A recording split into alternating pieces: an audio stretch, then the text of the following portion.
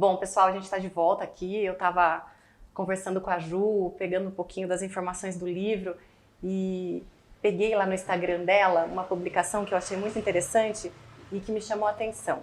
5 motivos para a gente ler o livro dela. E são eles. O primeiro é que é uma literatura nacional, né? Baseado em uma história que costumava assustar aí as criancinhas à noite. E o romance resgata lendas conhecidas aqui no interior. O segundo motivo é que é uma história arrepiante. Segundo consta aqui, eu vi alguns comentários que o livro prende quem está lendo do início ao fim, você não consegue largar do livro. Sim. É isso mesmo? Espero que sim.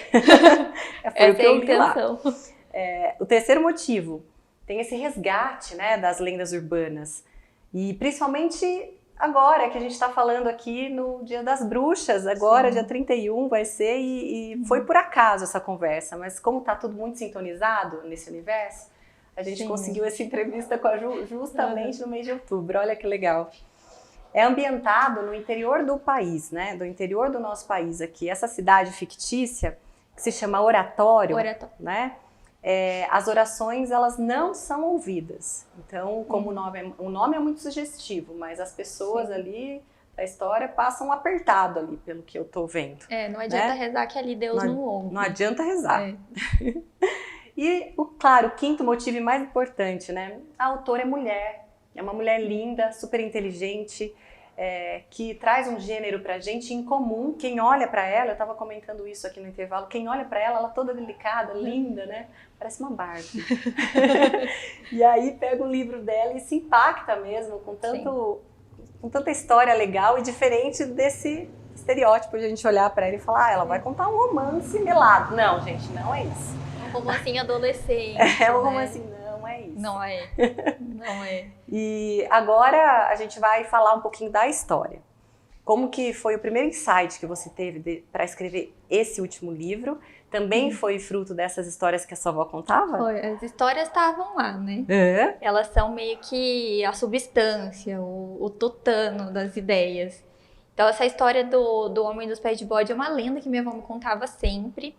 E é engraçado que eu ouvi isso da minha avó paterna, mas também ouvi da minha tia materna, sem que as duas tivessem conversado sobre. Então era uma coisa que existia mesmo no interior. E aqueles bailes de sítio, daquelas vilas que tinham nos sítios. E as quermesses. Né? E era tinha todo um ritual, né? Uma alimentação própria, um dia muito importante. E aí chegava à meia-noite, perto da meia-noite, entrava um homem muito bonito no salão e ele tirava a mulher mais bonita da festa para dançar. Dessa moça se envolvia com ele, meio hipnotizada, e em algum momento da noite ela via que o pé dele era pé de bode. Aí nesse momento ele via que ele não tinha conseguido conquistar a moça e ele sumia, evaporava no ar. E a minha tia sonhava que ela jogava baralho com ele, porque a minha bisavó materna falava para ela que o baralho atraía o demônio, atraía coisa ruim, né? E ela sonhava que ela estava ali jogando cartas e ele batia na porta. E ele era um homem muito bonito, que usava uma cartola. E em algum momento a carta caía no chão, ela ia pegar. E embaixo da mesa ela via que o pé dele era de bode. Então ela acordava toda assustada e tal. E ela contava essa história e eu fiquei com essa história na cabeça. Mas o Cidade das Orações Perdidas, ele aconteceu quando em um momento da cidade lá de Cerqueira César, estava acontecendo muitas coisas ruins no mesmo mês.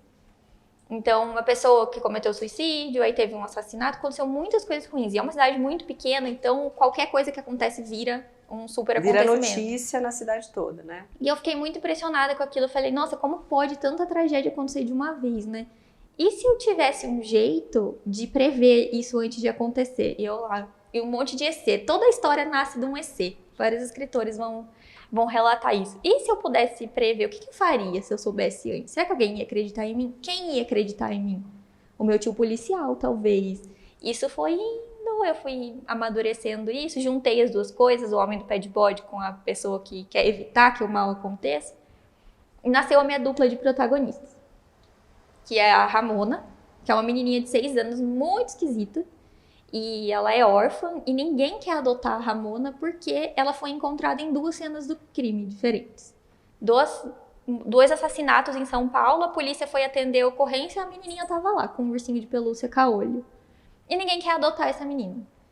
E aí um dia o assistente social encontra um casal de rapazes que estão procurando uma menina, mas ninguém quer dar uma menina para ele, ninguém quer que eles adotem uma criança. E eles adotam a Ramona. E aí tem esse policial que ele é super desacreditado da vida, ele é super amargo, ele perdeu a esposa, perdeu um filho, e ele tá no aniversário de morte do filho dele quando o irmão dele liga e fala, ah, ela chegou, vem conhecê-lo. E aí que ele conhece a Ramona, e quando a Ramona chega na cidade, as desgraças acompanham, começa a acontecer muita coisa.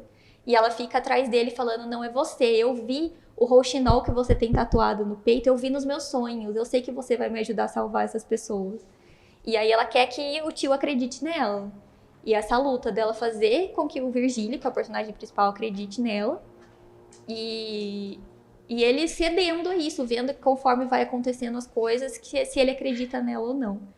E ali todo o cenário é muito obscuro, porque é uma cidade que tem poucos fiéis. A cidade tem menos de 10% de pessoas que creem em alguma coisa. E reza a lenda na cidade que Deus não ouve nenhuma prece que acontece ali. Então a maioria das pessoas são céticas, né? E ele se autodenomina um herege. Ele fala, eu sou um herege, eu não vou acreditar em nada. Se eu não acredito nem em Deus, por que eu vou acreditar numa criança de 6 anos?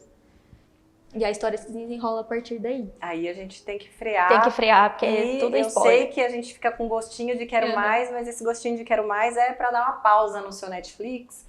Sim. E fazer uma boa leitura. E se a gente quiser comprar o teu livro, como a gente faz? É no site da Editora Contracorrente, na loja editoracontracorrente.com.br. Legal. A gente conversando um pouquinho à tarde sobre a história, você comentou uma coisa importante comigo que eu acho que vale a gente falar aqui, que é esse lance da dualidade de bem e do mal, mas que você buscou sair um pouquinho da questão religiosa propriamente dita, para que você conseguisse conduzir o leitor a encontrar esse bem e mal dentro de si próprio. É mais ou menos isso? É mais ou menos isso. A Ramona é o maior exemplo disso. Ela é uma criança e é uma criança que tem uma aura obscura em torno dela. E o que a gente espera de uma criança é sempre pureza, bondade, inocência. Ela tem tudo isso, mas ela também tem essa aura obscura. Ela vê coisas ruins, ela sonha com coisas ruins. E todo lugar que ela chega, as pessoas ficam arrepiadas. Ela traz esse ursinho, né, que só tem um olho, que é super esquisito, ela não larga ele pra nada. E eu acho que a dualidade de bem e do mal começa com essa personagem que você espera que seja o exemplo do bem, mas ela também traz o mal junto com ela, como se ele estivesse nas costas dela. Quando ela vira, ele sai. E ele vem pra cá. Então a personagem é essa dualidade do bem e do mal. Essa briga, essa busca, né? E talvez deixar que predomine um ou outro. Sim. Né? Uma luta entre os dois ali. E ela tem poucos recursos para escolher, né, o que ela quer ser, se ela quer ser bem ou se ela quer ser mal. Porque ela é muito nova, ela é muito jovem, ela não tem bagagem. Tudo que ela vivencia vem desses sonhos que ela tem. E ele vê a Ramona, o Virgílio, que é uma dualidade entre crer e não crer, entre ser cético e ter fé. Isso entre ser um religioso ou ser um ateu, talvez? Sim, é isso? Entre ser religioso e ser ateu. E descobrir que para você crer em alguma coisa, não precisa ser em Deus, não precisa ser naquele homem de barba branca sentado em cima de uma nuvem. Ele pode acreditar nela. E quando ele acredita nela, ele alimenta qual parte dela? A parte boa ou a ruim? É muito interessante. É um mergulho filosófico também no livro, então. E como a gente disse no primeiro bloco, né, que cada personagem tem muita vida, muito conteúdo, uma partezinha desses personagens certamente vão se enrolar com o próprio leitor e o leitor se vê nesses personagens, assim como você, né, se vê neles e os cria pensando, resgatando muita coisa sua. Sem dúvida tem muita coisa do leitor ali também. Sim. É isso? Tem muita coisa da minha história, da minha própria vivência com a minha dualidade, do meu próprio desafio com a minha crença ou não crença no Virgílio, e dessa questão de toda que a minha avó me ensinou, né? É o monstro do pé de bode realmente o mal? Né? Ele é o maior desafio mesmo. Qual é o desafio dentro de cada um de nós? Sim. Né? Qual é o mal dentro da gente que a gente precisa combater? Exatamente. É isso? É isso. Que delícia de papo, gente. Deu para vocês entenderem quando eu falei no começo do programa que era com uma pessoa muito especial que a gente ia conversar hoje? Obrigada. Pois é. Muito obrigada. E como tudo que é muito bom vai acabando rápido, Sim. né?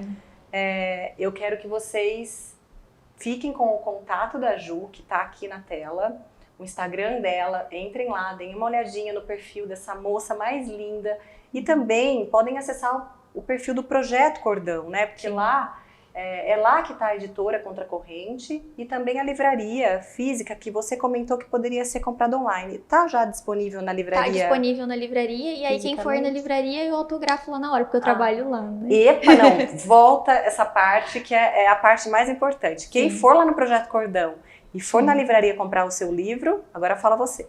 Aí agora a pessoa chega lá, a autora tá trabalhando lá, autografa o livro e vai embora com o livro autografado. É muita honra, né? É muita honra. E tem também o lançamento do livro oficial que vai acontecer no dia 5 de novembro, às 7h30, lá no Projeto Cordão. Vai ter uma encenação de uma cena do livro, vai ter banda, vai ter churrasquinho, vai ter todo o conjunto do que o alvarense mais gosta. Ai, que legal. Essa eu não sabia, viu? Esse spoiler aí pra mim foi ótimo. Eu tava esperando mesmo o próximo evento lá do Projeto Cordão, que a gente tá lá, frequenta todos. Sem dúvida, dia 5 a gente vai estar lá também, né? Espero vocês. Prestigiando a Ju. Ju, o que eu desejo é que você brilhe cada vez mais e que esse olhar seu encantador, né? Que tem tanta profundidade, que você continue aí com as suas ideias e coloque tudo isso pra gente ler na sua vida inteira. Muita luz, muito sucesso pra você. Muito obrigada. Que você continue essa doçura, porque é uma paz, embora ela escreva sobre terror, é uma paz conversar com ela, ela é tão delicada, tão meiga, que eu quero ler esse livro para eu entender que tudo isso saiu de dentro dela mesmo. Viu, gente? Eu quero agradecer também ao Matheus Negrão. Hoje a gente está gravando aqui no salão dele, lugar super aconchegante. Muita gente me pergunta, Ana, quem corta esse curtinho seu aí? É o Matheus. Vocês conhecem ele? Entrem aqui no Instagram do Matheus Negrão e deem uma olhadinha também no trabalho dele. Gente, obrigada à equipe, obrigada a todos que estão conosco até agora. Deixo meu beijo no coração de vocês. E até o próximo Eu Sou. Obrigada, Ju. Muito obrigada. Beijo a todos. Tchau, pessoal.